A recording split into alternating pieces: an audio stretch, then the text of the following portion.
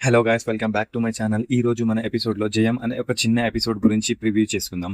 సుధా ఇంకా విశ్వనాథ్ మధ్య selection process గురించి డిస్కషన్ మొదలవుతూ ఉంటుంది. విశ్వనాథ్ ఇలా చెప్తూ ఉంటాడు, నేను కాండిడేట్స్ని సెలెక్ట్ చేస్తాను అని. సుధా టెన్షన్ పడుతూ ఉంటుంది. మీ అథారిటీ యూజ్ చేసి గంగాని కాంపిటీషన్ నుంచి తోసేయండి అని చెప్తూ ఉంటుంది. విశ్వనాథ్ చాలా సీరియస్ అవుతూ ఉంటాడు. నన్ను ఇన్ని సంవత్సరాలుగా ఇదే అర్థంగా చేసుకుని అని ఒక షార్ట్ టెంపర్గా అనుకుంటున్నాడు. చీప్ పాలిటిక్స్ చేయను, రూల్ ఈజ్ రూల్ అని అంటూ ఉంటాడు. బాయ్స్ అంతా సిడ్గా ఉండడంతో గర్ల్స్కి కూడా అంతే సెలక్షన్ ప్రాసెస్ ఉంటుంది అని చాలా క్లారిటీగా చెప్పేస్తూ ఉంటారు. ఇక లచ్చమ్మ ఇంకా సుధా డిస్కస్ చేసుకుంటూ ఉంటారు. గంగ చాలా తింగరిది గేమ్ బాగానే ఆడుతుంది, కానీ కూతురుగా ఉండదు అని భయపడుతూ ఉంటుంది. సుధా ఫోన్ చేసి రుద్రతో మాట్లాడుతూ ఉంటుంది. రుద్ర ఇలా చెప్తూ ఉంటాడు, గంగ చాలా బిజీగా ఉంది, ట్రైనింగ్ కాస్ట్ ఎక్కువ వర్క్ చేస్తుంది అని బిల్డప్ ఇస్తూ ఉంటుంది. సుధా అలర్ట్ చేస్తుంది, బాబు విశ్వనాథ్ ఈ టీంకి చీఫ్ సెలెక్టర్ అని.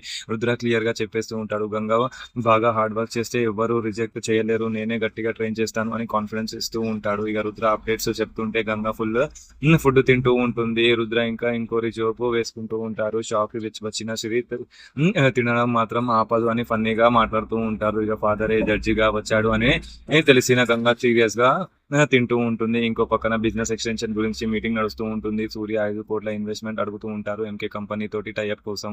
కానీ రుద్ర క్లియర్ గా చెప్తూ ఉంటారు, ఈ కంపెనీ ఫ్రాడ్ ఇంకా లాసెస్ లోకి వెళ్తుంది, అందులో ఇన్వెస్ట్ చేస్తే ఫ్యూచర్ లో చాలా ప్రాబ్లమ్స్ వస్తాయి అని అలర్ట్ చేస్తూ ఉంటారు. కాకపోతే సూర్య ఆ కంపెనీ ప్రాపర్ పాజిటివ్ గా ఉంది అని బ్యాకప్ ఆర్గ్యుమెంట్స్ చేస్తూ ఉంటారు. మన నెక్స్ట్ ఎపిసోడ్ లో ఏం జరగబోతుందో అనేది చూద్దాం. Thank you.